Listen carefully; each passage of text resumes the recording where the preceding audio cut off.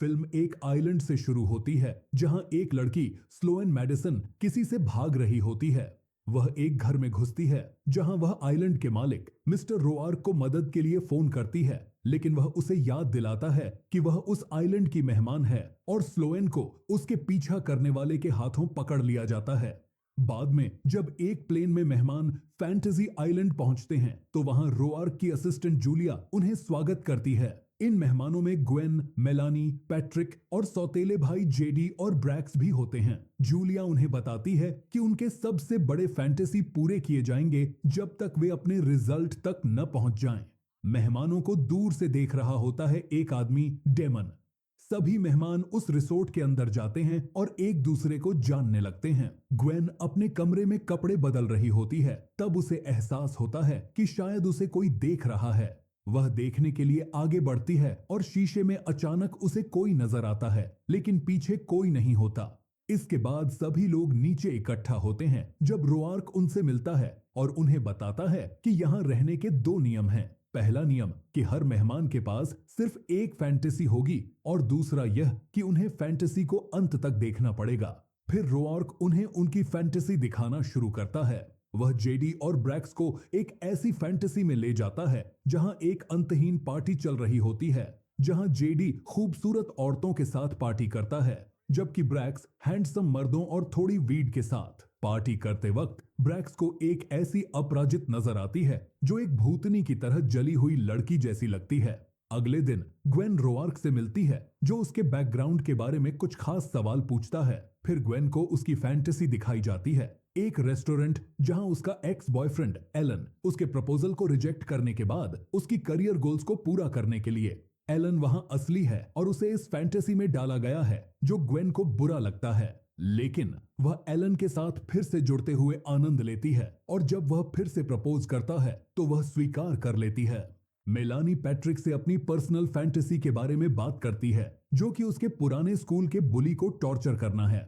फिर रोआर्क उसे बेसमेंट ले जाता है जहां वह स्लोएन को एक दो तरफा शीशे के पीछे बंद देखती है। समझकर कि वह बस एक दिखावा है, मेलानी उसे टॉर्चर करने लगती है, जैसे उसे झटका देना या उस पर टॉयलेट का पानी डालना। फिर वह स्लोएन के अफेयर का वीडियो फेसबुक पर अपलोड कर देती है ताकि उसके पति देख सकें। कंप्यूटर उसके पति को कॉल करता है और मेलानी जल्दी से समझ जाती है कि यह कोई दिखावा नहीं है बल्कि स्लोएन असल में वहां है, तो वह उसे ज्यादा चोटिल होने से रोकने की कोशिश करती है। एक आदमी जिसने सर्जन के कपड़े पहने होते हैं जो मेलानी को एक पुराने डॉक्टर की याद दिलाता है जिसे वह डॉ टॉर्चर कहकर बुलाती थी, वहां आता है। वह स्लोएन की उंगली पर बजसो चलाने लगता है जब मेलानी कैटल प्रॉड और टॉयलेट का पानी को ऑन करके डॉ टॉर्चर को इलेक्ट्रोक्यूट करके स्लोएन को फ्री कर देती है। मेलानी अपनी गेस्ट बनकर रहती है ताकि स्लोएन को पता न चले कि वह उसे टॉर्चर कर रही थी। पैट्रिक को उसकी फैंटेसी में ले जाया जाता है जो उसे 80 के दशक के एक वॉर सेटिंग में वापस ले जाता है जहां वह अपने पिता से मिलता है जो एक्शन में शहीद हो गए थे। पैट्रिक को दूसरे सोल्जर्स के द्वारा एक प्रिजनर बनाया जाता है। इसी दौरान जेडी और ब्रैक्स अपने मेंशन में ग्रेनेड्स और गन्स के साथ खेल रहे होते हैं। सोल्जर्स इस आवाज को सुनते हैं और दुश्मनों के साथ एक फायर फाइट में फंस जाते हैं। ब्रैक्स वहां से बचने के लिए रोआर्क को कॉल करता है। रोआर्क उसे दूसरे नियम के बारे में बताता है, यानी कि फैंटेसी तब तक खत्म नहीं होगी जब तक उसका अंत यानी कंक्लूजन तक न पहुंच जाए। तब उन्हें पता चलता है कि मेंशन एक ठग कालिशोव का है और उसके आर्म्ड ठगों का एक ग्रुप उनकी तरफ आ रहा है। मेलानी और स्लोएन डार्क वुड्स के थ्रू आइलैंड से निकलने का रास्ता ढूंढने लगती हैं, लेकिन डॉ टॉर्चर फिर से उन्हें ढूंढ लेता है और अटैक करता है। डेमन उन्हें बचा लेता है जो सर्जन को अपने माचेते से मार देता है। डेमन लेडीज को बताता है कि वह एक प्राइवेट इन्वेस्टिगेटर था जो गेस्ट के रूप में आया था और उसकी फैंटेसी थी अपनी डेड बेटी को वापस देखना, और यह सच हो गया। लेकिन चीजें नाइटमेयर में बदल गईं और वह वहां फंस गया। मेलानी और स्लोएन डेमन के साथ एक गुफा तक पहुंचती हैं, जहां उन दोनों को डेमन पर थोड़ा शक होता है, लेकिन वह दोबारा उसके पीछे चल पड़ती हैं। अंदर जाने के बाद हम देखते हैं कि उनके पीछे से कोई चीज रास्ता काटती है। स्लोएन मुड़कर देखती है पर उसे वहां कोई नजर नहीं आता और वह आगे बढ़ जाती है। उसके बाद वे तीनों पानी में उतर जाते हैं और वहां पर मेलानी को भी एक चेहरा नजर आता है और अचानक से गायब हो जाता है। उसके बाद वे तीनों एक कमरे तक पहुंचते हैं जहां एक फाउंटेन होता है। फाउंटेन में देखते वक्त गेस्ट्स की फैंटेसीज दिखाई जाती हैं। स्लोएन की फैंटेसी दिखाई जाती है अपने पति के साथ वापस आना, जबकि मेलानी की फैंटेसी स्लोएन को टॉर्चर करना है, जिससे स्लोएन को यह समझ आता है कि मेलानी ने गेस्ट होने के बारे में झूठ बोला था और मेलानी को स्लोएन पर अपने गुस्से को निकालने का मौका मिलता है उसके ट्रीटमेंट के लिए। डेमन वहां से पानी लेता है और बताता है कि आइलैंड की शक्ति इस पत्थर से आती है और यह कुछ भी कर सकता है। वह उन दोनों को रोआर्क की असलियत के बारे में बताता है और वह पानी उस आइलैंड से बाहर ले जाने का कहता है। मिस्टर सुलिवन पैट्रिक से टकराता है जब उसकी बिलोंगिंग्स में अपनी और अपने बेटे की तस्वीर पाता है। वह रिवील करता है कि यह उसकी बचपन की तस्वीर है और मिस्टर सुलिवन उसका पिता है। हालांकि वह ऐसी जानकारी साबित करता है जो सिर्फ दोनों को पता हो सकती थी। मिस्टर सुलिवन को यह यकीन नहीं होता कि पैट्रिक कुछ करेगा उसके फेट को रोकने के लिए, जो अगले दिन वेनेजुएला में एक होस्टेज रेस्क्यू मिशन के दौरान होने वाला है। ग्वेन उठती है और देखती है कि उसकी एलन से शादी हो चुकी है और उनकी एक 5 साल की बेटी लीला है। ग्वेन रोआर्क को ढूंढने और अपनी फैंटेसी बदलने की कोशिश करती है क्योंकि यह वह नहीं था जो उसने सोचा था। वह ग्वेन को बताता है कि उसकी अपनी फैंटेसी थी अपनी डेड वाइफ को देखना और यह तब तक जारी रह सकती है जब तक वह गेस्ट्स की फैंटेसीज को पूरा करता रहे। हालांकि रोआर्क शुरू में मना कर देता है, ग्वेन उसे कन्विंस कर लेती है कि उसे अपनी नई फैंटेसी एंटर करने दे, यह पॉइंट आउट करके कि वह अपनी वाइफ को तभी देख सकता है अगर वह उसे उसकी फैंटेसी पूरी करने दे। दूसरी तरफ जेडी और ब्रैक्स पकड़े जाते हैं।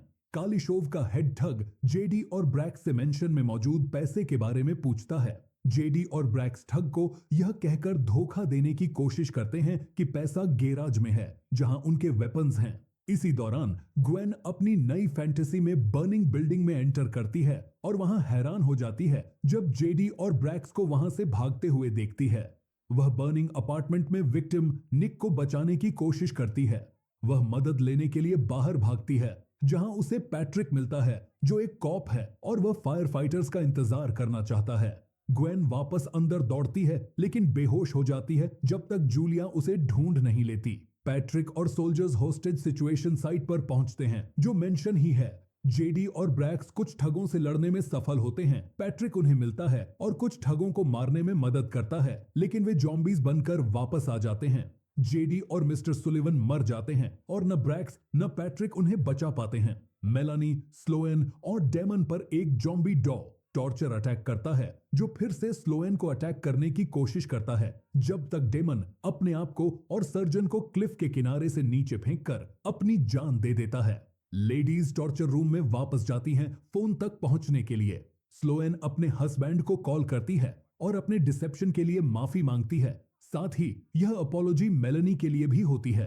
फिर वे डेमन के एसोसिएट्स को कांटेक्ट करती हैं ताकि एस्केप की मदद मिल सके। जब सब कुछ खराब होता जा रहा होता है, गेस्ट्स इकट्ठा होते हैं रोआर्क और उसके हेंचमैन से फैंटेसी के बारे में पता करने के लिए, क्योंकि वे सब किसी ऐसे इंसान की फैंटेसी में हैं जो उन्हें मारना चाहता है। और ग्वेन उन्हें बताती है कि वे सब निक से जुड़े हुए हैं। उसने अपने अपार्टमेंट में एक्सीडेंटली केटलॉन छोड़कर जो आग लगाई थी उसमें निक को मार दिया और पैट्रिक वहां सीन पर था लेकिन मदद करने नहीं गया। जेडी निक का रूममेट था और उसे चेक करने वाला था, लेकिन ब्रैक्स ने उसे लीव करवा दिया। मेलानी को उस रात निक के साथ डेट पर जाना था, लेकिन वह बीमार हो गई और कैंसिल कर दिया। मतलब निक जिंदा होता अगर वह उसके साथ होती। फिर वे प्लेन पकड़ने के लिए भागते हैं, लेकिन ठग उसे शूट डाउन कर देते हैं। गेस्ट्स छुपने के लिए भागते हैं और सोचते हैं कि जूलिया निक की मां थी जो उनसे बदला लेना चाहती है। वे रोआर्क के फाउंटेन को डिस्ट्रॉय करने का रिजॉल्व करते हैं ताकि फैंटेसी को पूरा रोका जा सके। ग्रुप गुफा में फाउंटेन ढूंढने के लिए एंटर करता है जहां उनकी पर्सनल डेमन्स के मैनिफेस्टेशंस उन्हें अटैक करते हैं। स्लोएन अपने बुलिंग सेल्फ को देखती है, जबकि पैट्रिक उन लोगों से अटैक होता है जो वह बचा नहीं सका। और ग्वेन देखती है कि लीला ने एलन को मार दिया है। निक का भूत भी उसके सामने आता है, लेकिन जब ग्वेन जूलिया का जिक्र करती है तो उसे नहीं पता होता कि वह कौन है। सबसे लड़ते हुए मेलानी पैट्रिक के सामने आती है और उसे चाकू मारना शुरू करती है। वह वहां सबको बताती है कि असल में यह किसी और की नहीं बल्कि मेलानी की फैंटेसी थी। उसने उस रात निक के साथ जाना था, लेकिन उसे लगा कि स्लोएन की बुलिंग के कारण अपने सेल्फ डाउट की वजह से निक ने उसे छोड़ दिया। वह बताती है कि जब उसे पता चला कि निक उस रात मर गया था और उसे किसी ने भी बचाने की कोशिश नहीं की, तो वह उन सबको मारना चाहती थी। इतनी देर में ग्वेन और बाकी लोग उससे बचकर फाउंटेन तक पहुंचते हैं और उसे ग्रेनेड से डिस्ट्रॉय करने की कोशिश करते हैं, लेकिन रोअर्क उन्हें रोक देता है क्योंकि जूलिया उसकी पत्नी थी और वह उसे देखना नहीं छोड़ना चाहता था जब वह मर गई थी। इतने में मेलानी भी वहां गार्ड्स के साथ आ जाती है जो उन सबको मारना चाहती है। रोआर्क वापस जाते हुए देखता है कि जूलिया फिर से अपनी बीमारी से हार रही है और वह उसे कन्विंस करती है कि अब उसे हमेशा के लिए छोड़ने का समय आ गया है और वह रोआर्क को उन्हें बचाने का कहती है। वह ऐसा करता है और दूसरों की मदद के लिए जाता है। वह स्लोएन को बताता है कि उसने अभी तक कोई फैंटेसी नहीं ली तो उसे भी एक मिलेगी। स्लोएन कैंटीन से पानी पीती है और विश करती है कि मेलानी और निक एक साथ हो जाएं। निक का जॉम्बी फाउंटेन से निकलकर मेलानी को अंदर खींच लेता है, जिससे बाकी सब जॉम्बीज गायब हो जाते हैं। मेलानी जल्दी से ग्रेनेड वापस फेंकने के लिए जंप करती है, लेकिन पैट्रिक सबको बचाने के लिए उस पर कूदकर उसे रोक लेता है और अपनी जान दे देता है। ग्वेन, स्लोएन और ब्रैक्स अगले दिन उठते हैं और जाने की तैयारी कर रहे होते हैं। ग्वेन और स्लोएन जाकर प्लेन में बैठ जाती हैं ताकि घर वापस जा सकें। रोआर्क ब्रैक्स को बताता है कि तकनीकी रूप से उसने जेडी की फैंटेसी जी ली, तो उसके पास अब भी एक फैंटेसी बची है। ब्रैक्स की फैंटेसी यह होती है कि जेडी घर जिंदा वापस जाए, जिसका मतलब होता है कि उसे आइलैंड पर रहना पड़ेगा। इतने में प्लेन स्टार्ट होता है। ग्वेन और स्लोएन पायलट को रुकने के लिए कहती हैं क्योंकि ब्रैक्स अभी तक नहीं आया था, लेकिन फ्रंट पर जेडी बैठा होता है और बताता है कि वह नहीं आएगा। ब्रैक्स वहीं पर रुकता है और रोअर्क का असिस्टेंट बन जाता है, जबकि जेडी, ग्वेन और स्लोएन वहां से चले जाते हैं।